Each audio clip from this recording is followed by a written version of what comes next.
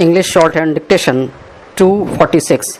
Dictation speed 160 words per minute. Ready? Start. Honorable Speaker Sir, I have gone through the written reply given by the Honorable Minister.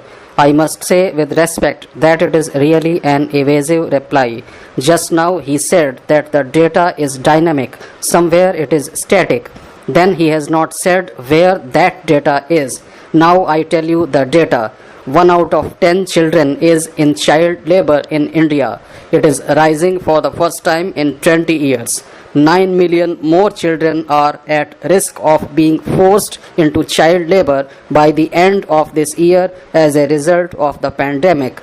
The closure of 1.5 million schools due to the pandemic and lockdowns in India has impacted 247 million children enrolled in primary and secondary schools and added to the risk of many of them slipping into child labor and unsafe migration. I understand that there are certain acts. There is no doubt that if these acts are fully implemented, these children cannot go into it. But these children also need to earn a livelihood, at least for their parents. Now, what is the scheme? What do you want to do? If you want to stop child labor and want that they should not go to job at all, then you have to give substitutes to the families of those children. What have you done for that purpose? This is what I would like to know from the Honorable Minister.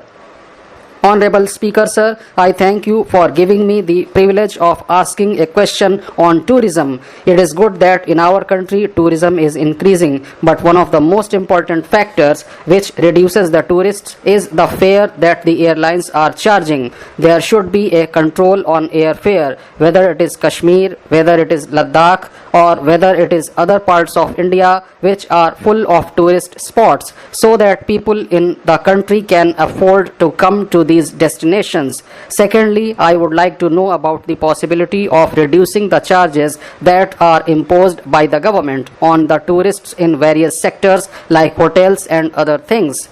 Does the government of India have any plan to reduce these charges so that more people can afford to come into these destinations? If that happens, it will give a boost to the tourism sector in India. Sir, the Honorable Minister has given a very long reply, but I do not know if he has studied the question before giving the reply. The question relates to negative growth in the tourism sector. The Minister's reply deals with how they are developing rural tourism and wellness tourism without taking into consideration the holistic policy of tourism. I would like to know one thing from the Honorable Minister. You said that there is a negative growth. What are the numbers in terms of tourists from abroad in the last 3 years? What is your target for the coming financial year in respect of the foreign tourists? One of my honorable friends said that fares are very high. A new thing is happening now. Today I saw in the newspapers that domestic airfares will go up and foreign airfares will come down. What is the policy? Does the government have any policy to raise the number of tourists traveling within the country or coming from outside? I appreciate that the Honorable Minister is concerned about the well-being of tourists, but he has also got to pay some attention to the well-being of the people in India who have to run the services that tourists use. For example, in my state, the transporters who run tourist buses have been begging for the last 3 years to reduce the tax by 30%, but nothing has been done by the state government or the central government. Now the result is that these people are selling their tourist buses because they cannot make a living. Now we are talking about improving tourism. What will happen to those people who are working in tourism sector in India? They need to be helped at a time when unemployment is high and economy is going down. We are not doing enough to support our people in order to be able to welcome tourists more effectively. Sir, on behalf of my party, I congratulate the central government, especially the foreign minister, who has brought all our students from Ukraine to Chennai. Sir, a new problem arises now. These students are not able to complete their medical courses as they had to come back to Tamil Nadu and other places in India. I would like to ask whether the students hailing from India who had gone to Ukraine for further studies could now be taken to Russia using our friendly relations with the Russian government. Is it possible to have them admitted in Russian universities so that they can continue their studies?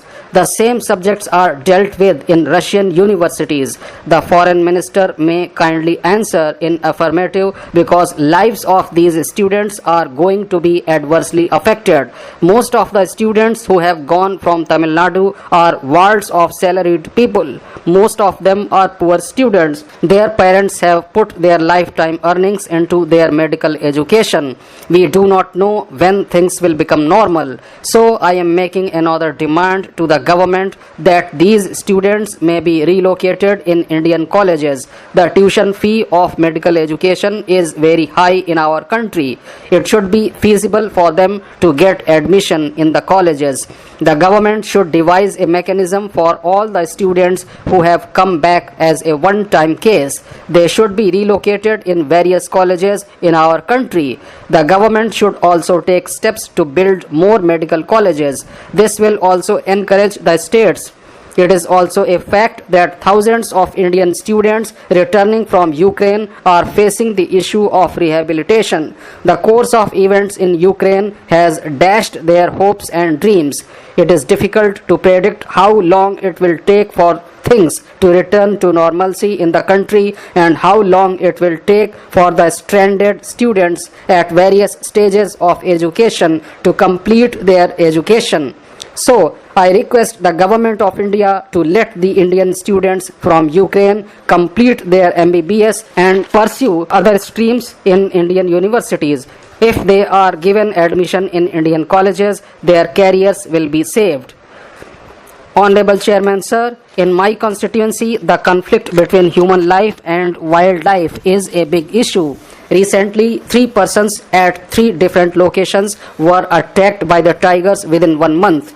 All of them lost their lives. So, people's lives are at risk. As per the government's advisory, if any direction has to be given or a final decision has to be taken, the authority concerned of the state government has to go to the area and discuss with the collector, the Gram Panchayat, and the district forest officer. It takes a number of days to arrive at the final decision. In the meanwhile, we may lose innocent lives.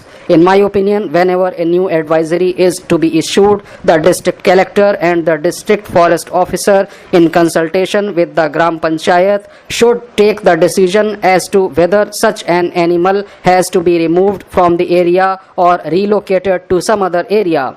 At present, the authority to take such a decision is with the government. The government official has to go to the remote areas. My constituency is 300 kilometers away from Chennai. This whole process takes minimum 15 days, and in the meanwhile, a lot of people may be losing their lives. So, this is a serious issue which must be addressed properly. A new advisory may be issued in this regard.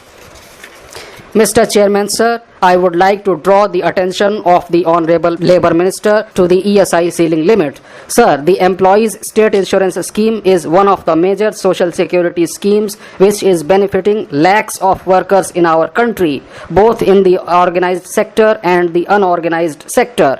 However, it is quite unfortunate to note that the wage ceiling limit for entitlement of ESI benefit scheme is Rs 21,000 per month. This ceiling limit of Rs 21,000 was fixed in the month of January 2017. Subsequent to that, many wage revisions have taken place, many agreements have come into force, and the cost of living index has also increased very much. Since salary has been increased, Lakhs of workers are now out of purview of the employees' state insurance scheme.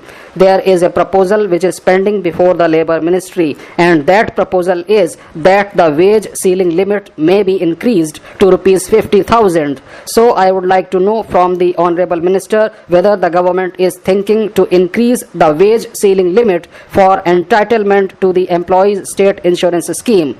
The employees' state insurance scheme is one of the best schemes available in our country, through which workers are getting super specialty treatment and all other special treatments.